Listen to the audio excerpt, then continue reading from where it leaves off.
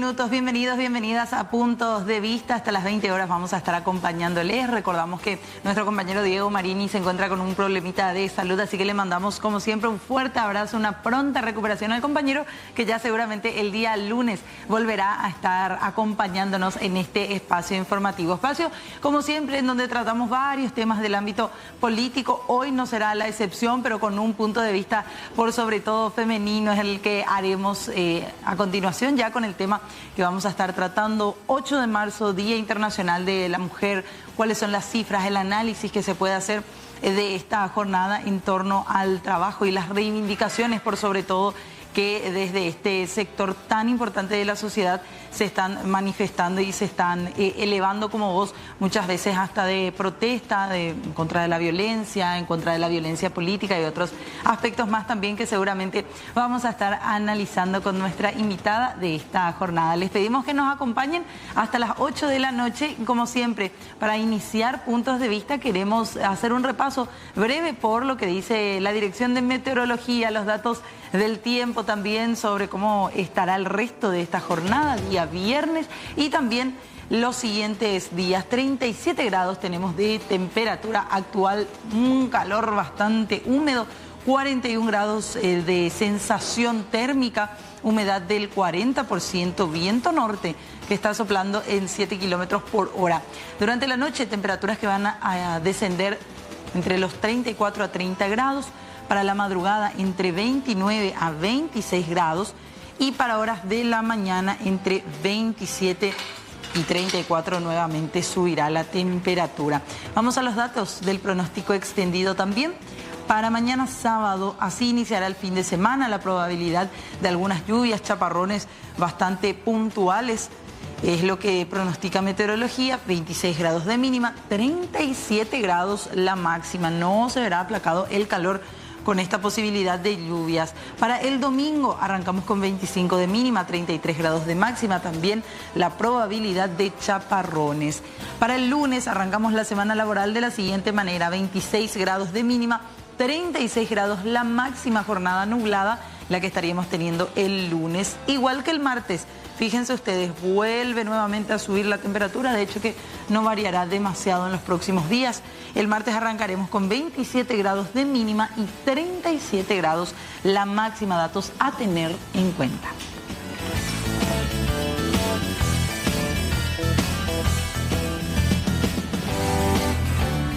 Hay también un aviso meteorológico que fue emitido a las 18:19, el fenómeno esperado habla de lluvias con tormentas eléctricas moderadas a fuertes, ráfagas de viento moderadas a fuertes y la ocasional caída de granizos. La Dirección de Meteorología dice que núcleos de tormentas continúan desarrollándose sobre la zona de cobertura, por lo que no se descarta la probabilidad de que se generen fenómenos de tiempo severo de forma puntual durante lo que resta de la tarde y las primeras horas de la noche de hoy, viernes 8 de marzo. La zona y los departamentos afectados serán el centro-sureste de la región oriental, es decir, Guairá, el norte, centro y este de Caazapá, y el noreste de Itapú, allá en la zona sur, en donde también durante el transcurso de esta madrugada y la mañana de hoy estuvieron cayendo importantes lluvias en algunos puntos.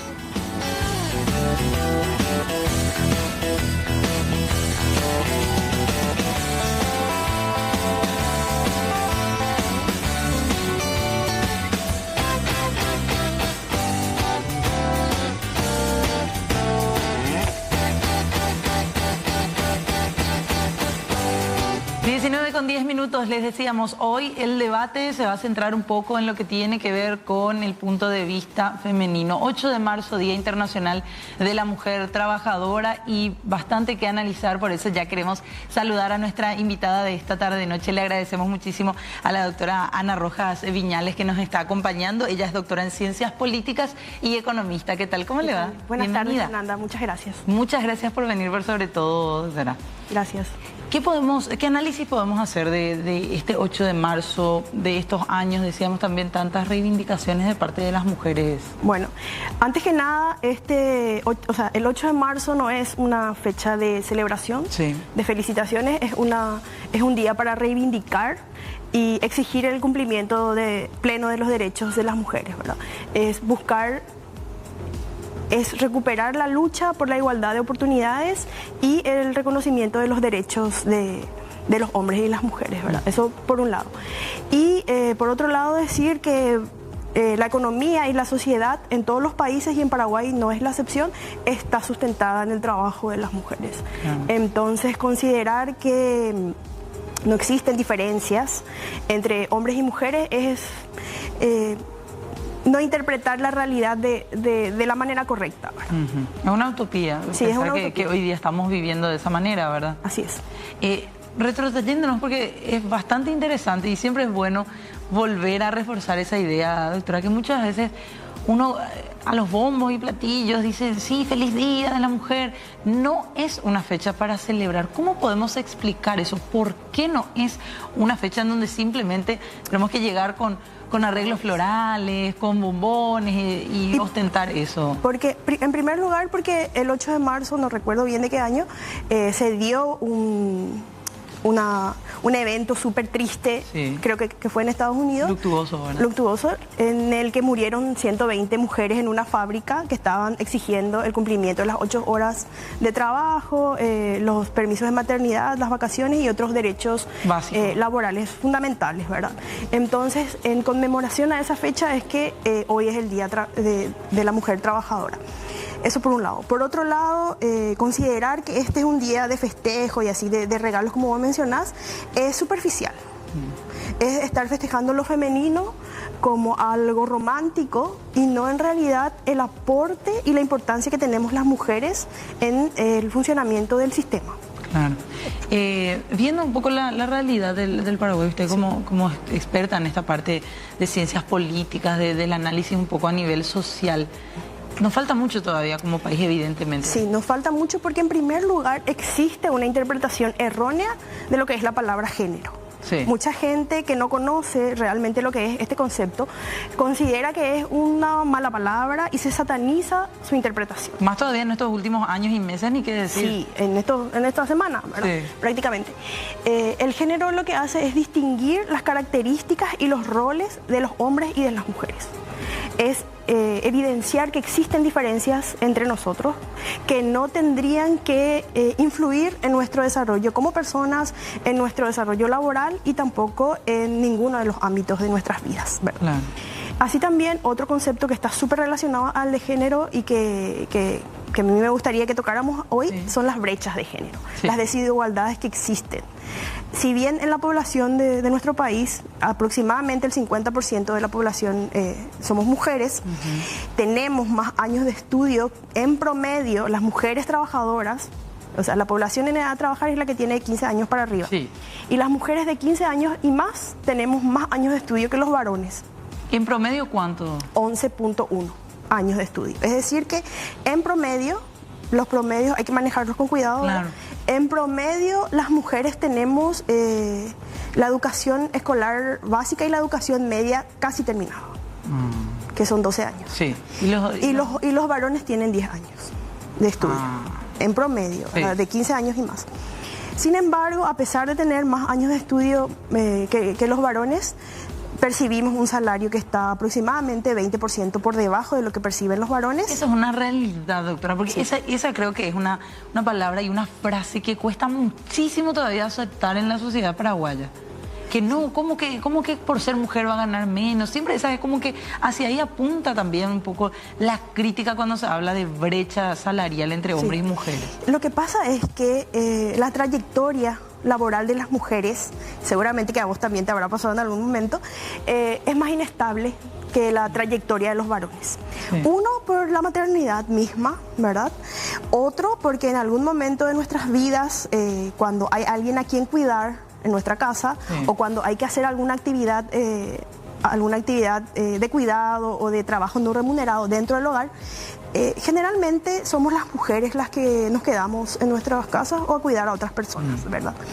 Eso hace que, a pesar de tener más años de estudio que los varones y nuestra trayectoria laboral sea más inestable, nosotras en algunos casos, yo te estoy hablando así en general, ¿verdad? Claro. Aceptemos trabajos más flexibles.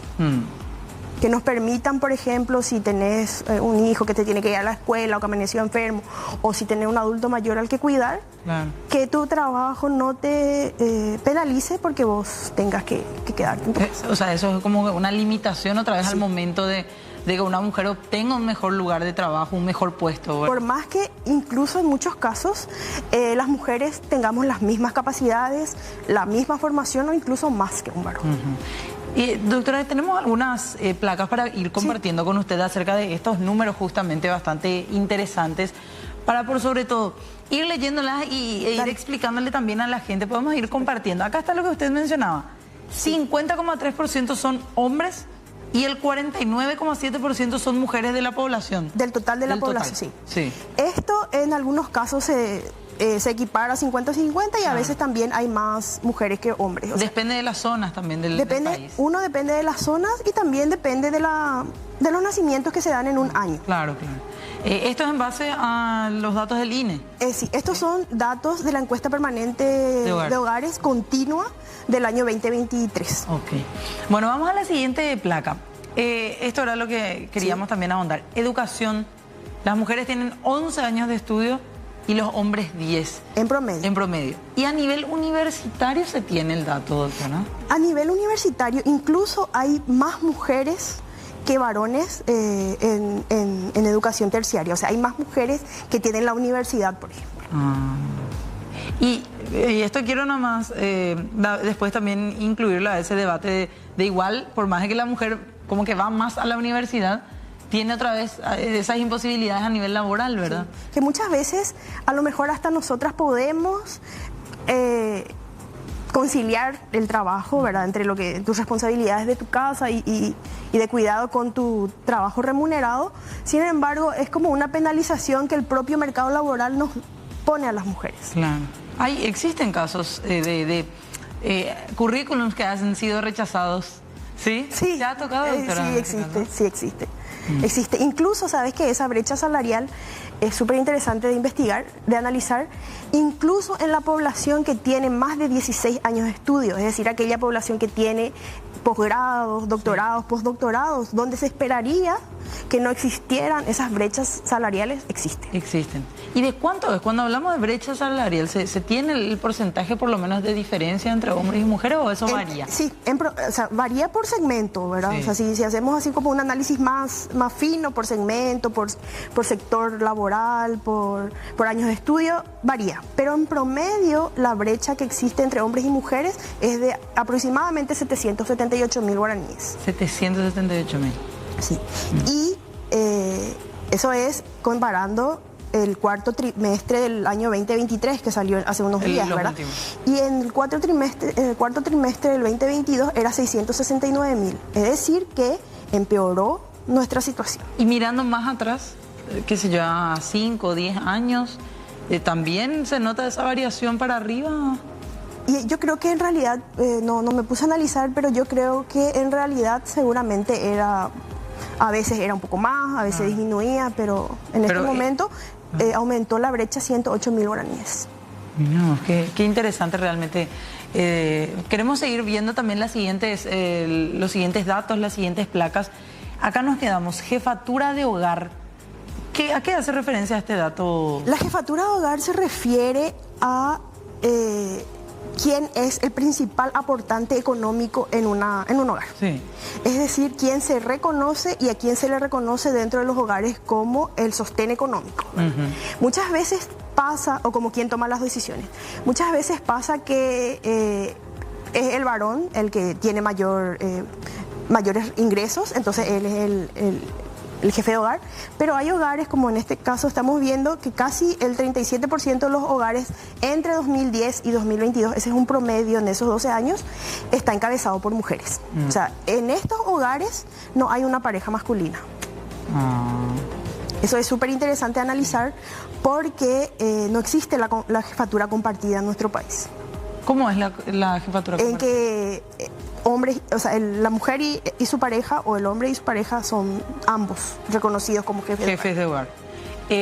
Muchas veces el jefe de hogar, por más de no ser el que gana más dinero o no ser el que trabaja, muchas veces es el que igual es considerado jefe de hogar. Sí, que toma las decisiones, y eso tiene que ver con una cultura machista, ¿verdad? En la que quizás se le impone a la mujer, o ella misma se considera que su pareja masculina es quien debería tomar las decisiones, ¿verdad? Por más de que sea ella la que lleva el sustento, y todo eso, ¿verdad? Y este dato es súper interesante también porque en estos hogares la mujer está sola.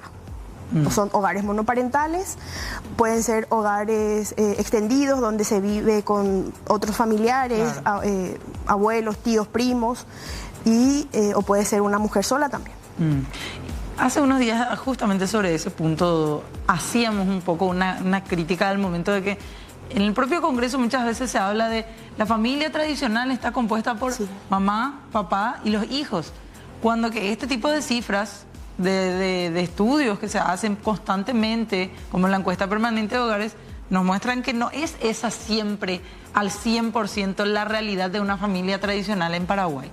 No es luego que no es siempre esa la familia tradicional en Paraguay, es que no es la familia. Si nosotros nos ponemos a analizar los datos de la encuesta de hogares y después cuando salgan los resultados finales del censo, que seguramente van a salir antes del segundo trimestre de este año, nos vamos a dar cuenta que esa familia, papá, mamá, hijos, es la que menos hay. Es la minoritaria. Sí, es la que menos hay.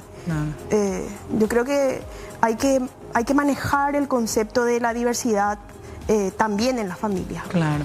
Vamos a la siguiente placa también. Vamos a ir analizando un poco la situación en general de las mujeres en esta jornada. En cuanto a pobreza, 2022, del total de población en condición de pobreza, más de la mitad, del 52,1%, son mujeres. Sí. Cuando hablamos de condición de pobreza, ¿de qué estamos hablando? Bueno, ¿cuáles son las características? Antes de explicarte eso, te quiero relacionar este dato con el que vimos recién de jefatura de hogar. Sí. Los hogares que están encabezados por mujeres están en mayor vulnerabilidad y es probable que la mayoría de esos hogares estén en condición de pobreza. ¿Por qué?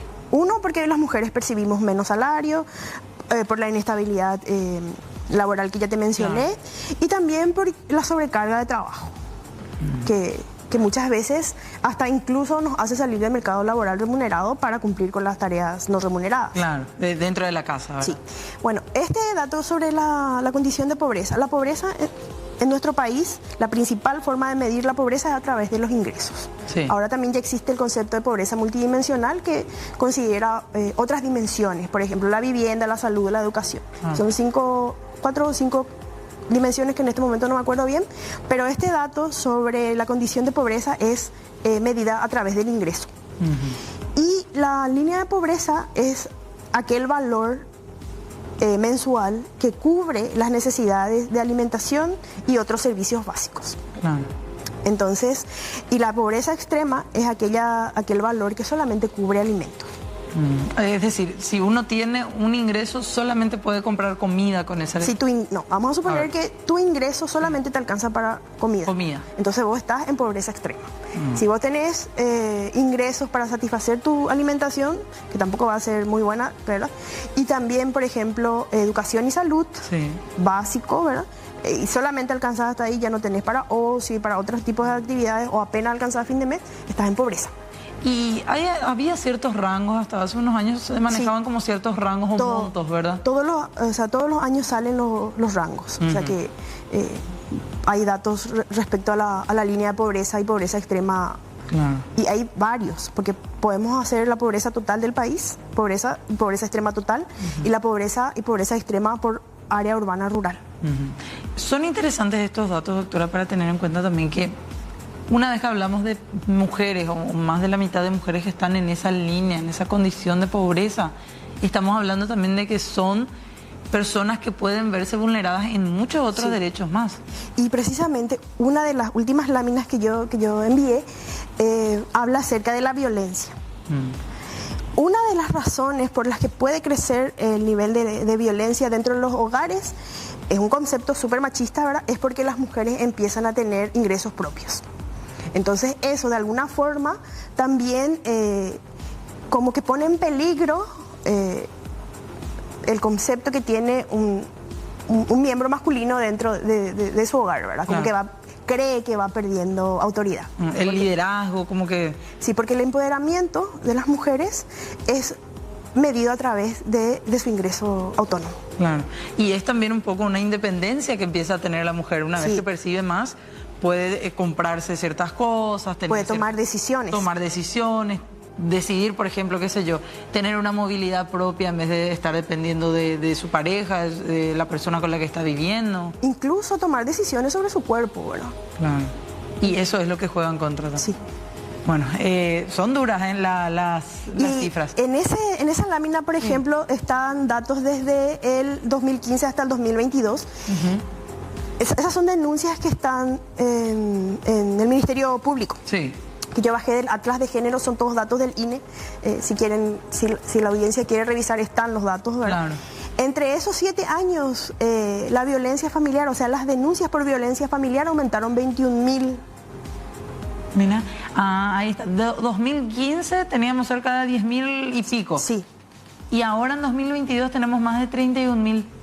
Esas son las denuncias, o sea, esas son las que llegan al Ministerio Público. Al Ministerio Público. Después hay otros datos también, pero eso no puse, acerca de las condenas, de las conciliaciones que existen, pero eso no. Sí.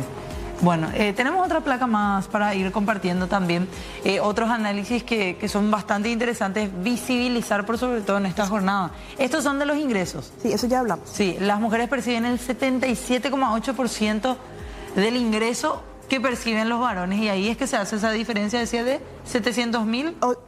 Ahora, este año, o sea, el último trimestre es 778.000. Y esto también, sumamente preocupante, el empleo. Y estas son cifras del 2022, sí. El 65% de las personas inactivas son mujeres. Está mal eso. La población de 15 años y más es la población en edad de trabajar. De esa población de 15 años y más femenina, sí. O sea, las mujeres de 15 años y más, el 65% de ese grupo de mujeres de 15 años y más están inactivas. De ese grupo de poblacional, sí. Claro. ¿Y a qué nos referimos cuando hablamos de inactividad? Bueno, hay varios conceptos que manejan los indicadores de empleo, ¿verdad? Sí. Cuando hablamos de la población ocupada, hablamos de la población que está haciendo un trabajo hoy, que tiene un trabajo remunerado hoy y que está buscando trabajo. Esa es la población ocupada. Y la población inactiva es aquella que no tiene trabajo y que tampoco está buscando trabajo. Pero suena como mal decir que tampoco está buscando trabajo, pero pueden darse muchas razones. Por ejemplo, pueden ser personas con discapacidad severa que no pueden trabajar, pueden ser también adultos mayores que ya están incapacitados, puede ser, no sé, que hayan sufrido algún accidente. Claro, o sea, no dirigir directamente el estigma contra esas mujeres, ¿verdad? Sí, no que son haraganas. Claro. ¿Verdad? ¿Qué se hacen con estas cifras? ¿Cuál es el parámetro a partir de ver estas cifras y decir cómo actuamos como sociedad, doctora? Bueno, todos estos números nos ayudan, en primer lugar, a evidenciar que existen diferencias entre hombres y mujeres. Sí. Que decir que no existen diferencias o que nosotras no somos víctimas de algún tipo de discriminación o de brecha en nuestra vida es estar mintiendo. Sí. Porque sí o sí en algún momento vivimos algún tipo de discriminación o de brechas, ¿verdad? Eso por un lado, todas las personas. Sí. Y después, en segundo lugar, que es necesario invertir mayores recursos en la educación y la salud de las niñas y adolescentes.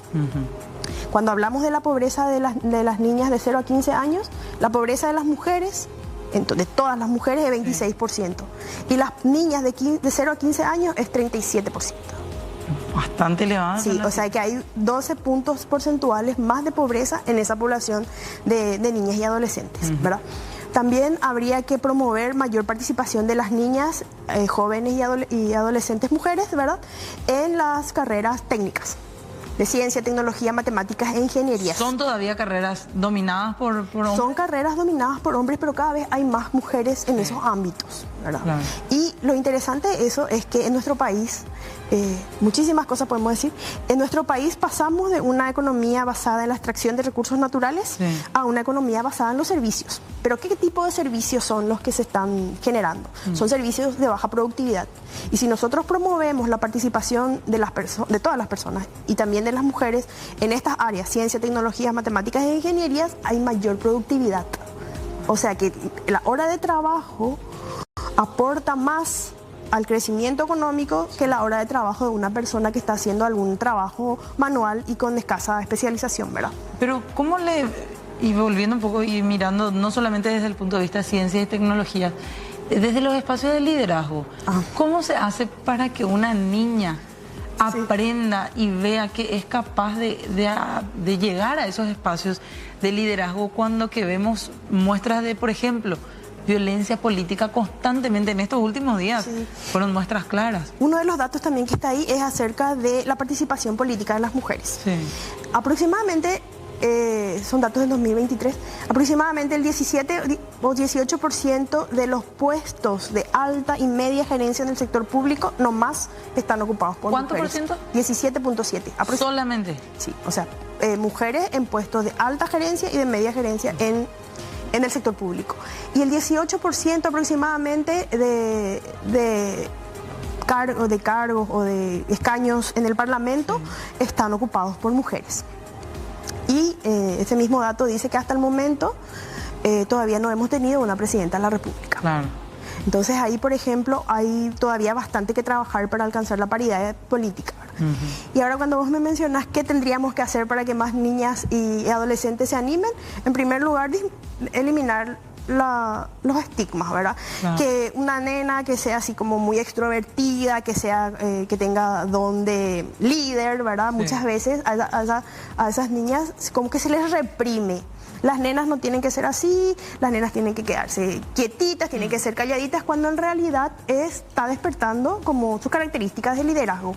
Habría que como empoderar a ese tipo de niñas, ¿verdad? Por otro lado también eso, como reprimir a las nenas que son como más vivaces, también es estratégico, porque las altas capacidades en nuestro país y en todo el mundo hay personas, así como personas con discapacidad, personas con altas capacidades. Y el hecho de reprimir a las niñas en su etapa escolar y adolescente hace que se pierdan muchos talentos. Claro, es como que ir achicando eso hasta que... como que las nenas tienen que esconder lo que son y lo que saben para encajar, ¿verdad? Claro. Entonces eso. Bueno, hay tanto de qué seguir hablando. Muchísimo. Dios mío, es uno muy, muy apasionante. Lastimosamente nos vamos quedando sin tiempo en ese sentido, pero algún mensaje, algo que podamos decir a las mujeres, porque dimos estadísticas que a muchas les puede llegar a asustar y decir, bueno, pero ¿qué nos espera como país? ¿Cuál es el mensaje positivo que podemos sacar de todo esto y hacerle llegar a esa mujer trabajadora que quizás ahora está llegando cansada de todo un día, estando trabajando, sudando la gota gorda y llegando a su casa y viendo esto? Dos cosas. En primer lugar, que hablar de igualdad de género entre hombres y mujeres no es una cuestión romántica nomás, es una cuestión estratégica, porque el aporte de las mujeres al sistema económico es bastante... Si nosotros tuviéramos que poner un valor, es elevadísimo. El trabajo no remunerado de las mujeres representa aproximadamente el 17% del Producto Interno Bruto de Paraguay, si tuviéramos que valorar. Eso en primer lugar. Que es el trabajo que hacemos en la casa, que es el trabajo que le permite a los otros miembros de la familia quizás ir, salir, estudiar, trabajar. Que puedan salir a desarrollarse, ¿verdad? Bueno, entonces, en primer lugar, eso es una cuestión estratégica, lograr la igualdad de oportunidades entre hombres y mujeres. Y en segundo lugar, que el cielo es el límite, ¿verdad? O sea que a todas nos ha tocado en algún momento sufrir algún tipo de discriminación, ¿entendés? O de violencia misma. O de violencia misma, a lo mejor no violencia física, pero sí violencia laboral o algún tipo de restricciones respecto a nuestro desarrollo, ¿verdad? Como si vos sos mujer vas a pensar así o vas a actuar así, cuando en realidad el aporte que podemos hacer nosotras a la sociedad es invaluable.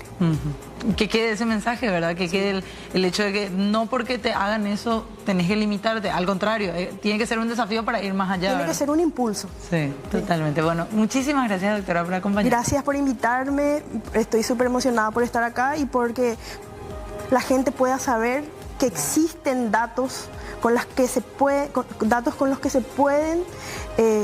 trabajar en las políticas públicas. Claro, ir construyendo una mejor sociedad al fin y al cabo, que es lo que todos queremos, ¿verdad? Sí. Bueno, muchísimas gracias a la doctora aquí que nos estuvo acompañando en este día 8 de marzo. Tenemos que hacer una breve pausa, pero a la vuelta tenemos más información. 19:43. Hace unos días se generó todo tipo de críticas nuevamente al Instituto de Previsión Social, al IPS, que anunció que desde el próximo mes de abril iba a estar solicitando a los jubilados y pensionados que demuestren que siguen vivos para poder cobrar sus haberes jubilatorios, la famosa fe de vida, que es como se conoce a este documento. Ante esta situación, finalmente se volvió a establecer una prórroga a la exigencia de la presentación de este documento. Ya la medida está siendo suspendida desde la pandemia. Escuchemos lo que decía el doctor Carlos Cabral, director de jubilaciones. La Previsión Social hace, en cumplimiento de las disposiciones de su carta orgánica, es comprobar periódicamente que nuestros beneficiarios de jubilaciones y pensiones están vivos. Hubo una confusión con respecto a una de las modalidades que nosotros utilizamos para la comprobación de la sobrevivencia de nuestros beneficiarios, que es la que se puede hacer de manera presencial. Esta gestión viene estando suspendida desde el inicio mismo de la pandemia. Estamos hablando, la pandemia por el COVID se había desencadenado en marzo del año 2020 y en abril del 2021 el Consejo de Administración, en cumplimiento de directivas del gobierno y utilizadas como protocolos en aquel entonces, ¿verdad?, para resguardar la salud de la población y sobre todo de la población adulta mayor, que mayoritariamente es la que es jubilada del instituto. Entonces había decidido suspender este trámite de manera presencial. Eso se vino haciendo de manera periódica. Y la última resolución que habíamos obtenido nosotros se había dictado en el mes de diciembre del año pasado y había... 19:51, seguimos con más información. Queremos hablarles de una película que está próxima a su estreno en la Alianza Francesa, una buenísima opción para ustedes. Película hecha, encabezada, liderada por mujeres, sí, porque la actriz y productora Antonella Saldívar es quien encabeza la película Desesperadamente Sara, desintoxicación amorosa, así se llama esta cinta que llega a las salas de la Alianza Francesa el próximo, de hecho, que lo hace el día de hoy, mejor dicho, 8 de marzo. La cinta anteriormente había sido presentada como Desesperadamente Sara, una miniserie web que fue compartida en las plataformas de streaming desde el 2018 y causó una gran aceptación del público, principalmente del sector femenino, que se vio identificado muchas veces con las vivencias de Sara, que es la protagonista de esta historia. Ella acaba de cumplir 30 años y busca desesperadamente un amor que nunca llega, pero un giro del destino hace que las cosas cambien completamente. La producción fue presentada en mini capítulos en un primer momento de 5 minutos y después de su éxito y analizando nuevas propuestas para la historia, fue lo que hizo que hoy se convierta en una genial película a estrenarse hoy, viernes a las 8 de la noche en la Alianza Francesa, con entradas a 35.000 y 45.000 en puerta. El sábado y domingo, este fin de semana, también habrá función en los mismos horarios, a las 20 horas, sábado y domingo. Para quienes deseen adquirir sus entradas, lo pueden hacer al siguiente número telefónico: 0982-809-500. Realmente Sara viene de 3-4 años atrás, cuando hicimos la miniserie web. Entonces, Sara, que es una... En ese entonces cumplía 30 años, que empieza a sentir la presión social de casarse, tener hijos. las amigas que se casan y tienen hijos, entonces empieza ella a tener citas en aquel entonces. Ahora ella vuelve, pero ella vuelve y decide empoderarse y dice, no, yo no necesito más salir y tener todas estas citas horribles. Entonces dice, me voy a ir a Solteras Unidas Jamás Serán Vencidas. Esto estrenamos el viernes 8 de marzo, ¿verdad? Que justamente también dijimos, vamos a celebrarnos, ¿verdad? Vamos a celebrarnos. Este es un proyecto en el 95% hecho por mujeres. Estamos el 8 de marzo, vamos a estar teniendo funciones el sábado, el domingo y agregamos una función que va a ser el lunes. ¿Dónde va a ser? ¿A qué hora? Bueno, esto es en la Alianza Francesa. Tenemos diferentes horarios, el viernes, sábado, domingo a las 20 horas puntual comienza la proyección, igual invitamos a que vengan antes porque vamos a tener barra de tragos, va a ser una celebración, ¿verdad? Y el lunes vamos a empezar, invitamos que vengan a las 19 para hacer este aperitivo, 19:30 comienza la proyección puntual y a las 8:30 vamos a tener un conversatorio breve con un psicólogo, sexólogo, para hablar un poquitito de desintoxicación amorosa y hacerle un poco unas preguntas para las que quieran quedarse, ¿verdad? Bueno, ya vamos despidiendo el programa. Muchísimas gracias a todo el equipo que hizo posible salir al aire una semana más. Ya se viene en segunditos una semana imperdible. Nos vemos. Que tengan buen fin de...